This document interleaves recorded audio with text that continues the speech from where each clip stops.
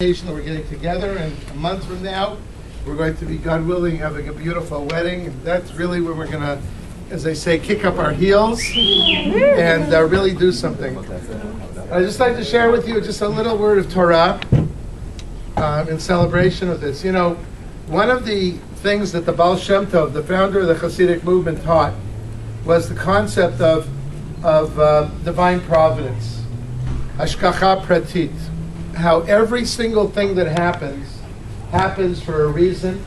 As the Baal Shem taught, even a leaf, when a leaf falls from a tree and it falls on a little worm in the forest and warms the worm up, that the worm shouldn't be cold, that was also divine providence. That was meant to be, that the leaf should fall down specifically at that moment on that very worm and warm that worm up. Every small little thing, that's what the word pratit is, tiny, small, every little detail of life. But certainly when things happen in a large way, it causes everyone to pay attention and say, hey, there's something going on over here. There are people, if you can believe it, who don't believe in God, and we wonder, how do they explain some of the most unusual things in the universe?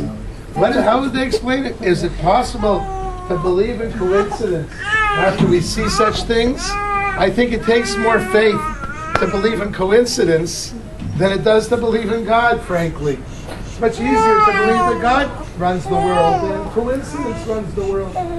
So I was speaking to David Shea earlier, and I said to him, tell me, I don't know if you heard this story, it really should be shared with the permission of the family. Jay and Lilac met each other here in this room on Kol Nidre night after services. That's where we made the connection. And I was wondering, how did it come about?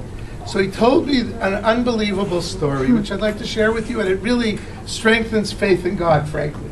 It strengthens your faith in God.